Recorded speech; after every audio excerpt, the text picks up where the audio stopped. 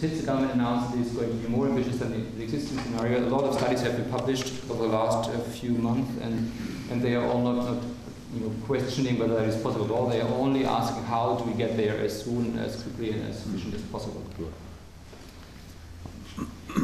And at this point in time, I just mentioned this, the studies indicate that it's possible, but also the experience over the last 10 years show that there is a good reason to believe that it is possible. This chart shows you the growth in renewable energy electricity over the last 20 years, and it's really starting only in 2000 with the new ambitious energy policy. From that point on, that light blue color is wind energy that grew rapidly, biomass grew, and on top comes photovoltaic energy, solar energy, and so over the last 10 years the amount of electricity from renewable energy sources in Germany has developed fourfold, has increased fourfold, and that is a lot more and a lot faster than everybody would have predicted in 2000. If you would have asked people in 2000, is that possible? Everybody would have said, oh, I don't think so. But reality has proven that the development even was faster than expected. And the next slide shows you that, for example, just wind energy grew rapidly over the last 10 years, and also photovoltaic really skyrocketed in Germany. So there is a good case to argue that the growth is a lot faster than expected, and it is possible to supply all energy in the electricity sector by 2050 by renewable energy sources.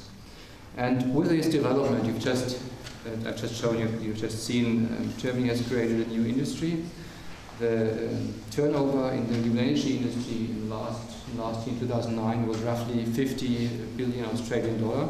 So this is quite a big figure. And this is industry, this is manufacturing, this is servicing, this is all kinds of sectors in Germany, especially in terms of wind energy and photovoltaics, is the world leader at this point in time.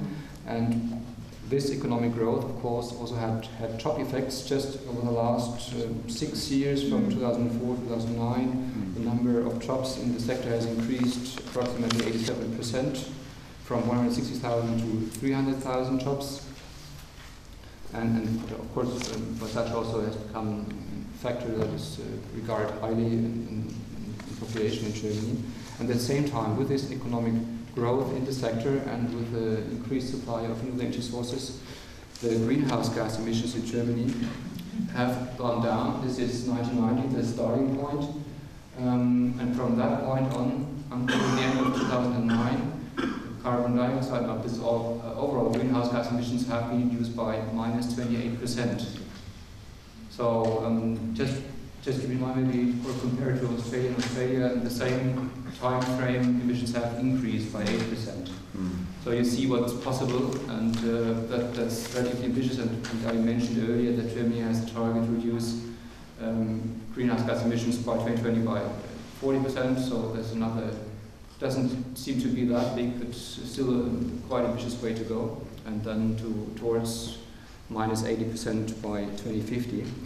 And still at the same time, even though Germany has reduced its emissions quite dramatically, I'd say, what you see here on that chart, also starting in 1990, is the gross domestic product.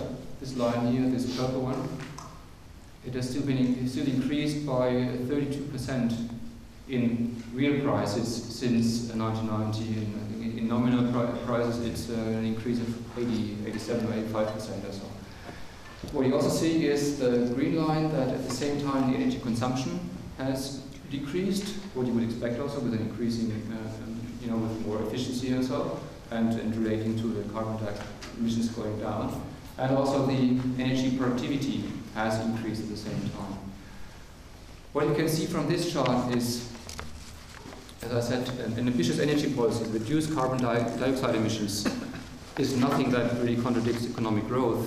You see clearly that both very well go together, economic growth and reduction of carbon dioxide through an ambitious energy policy. And that is not something only Germany has experienced. Just to give you another example, in Denmark, from 1990 to 2006, the carbon dioxide emissions have been reduced by 21%, and by 44%. So very, very much like the picture in Germany. If you now look at this picture, it shows you the world solar resources of Australia. Down here is dark red, deep red, and that just indicates that the solar resources are really, really great here. It gets a little bit better in the middle of the Sahara, but that's it. Australia is setting the world class, and compare that with Germany. I just put a cross here because it's so small that the circle would have been misleading.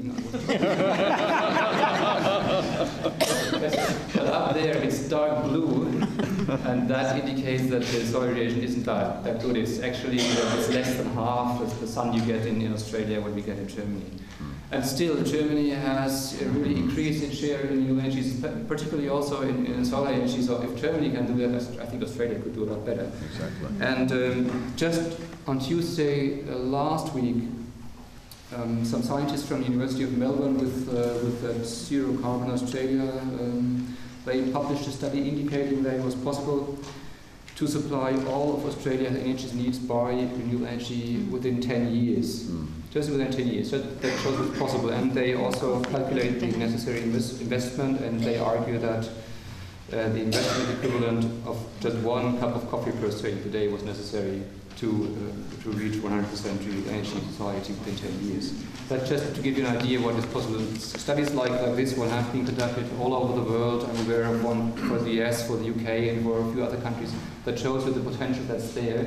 But it's really, I think, as Martin just said earlier, it's a question of political will. Do we want to go there, or are we going to delay the whole thing?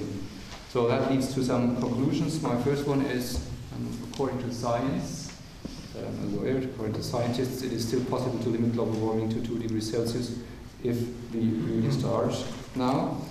And the key, according to the scenarios that are available, keys are increasing our energy efficiency and the share of renewable energy. The experiences in Germany, and also according to a lot of studies, is that the economic benefits outweigh the costs we are incurring. And the last one, I think Germany can do that. They can do it too.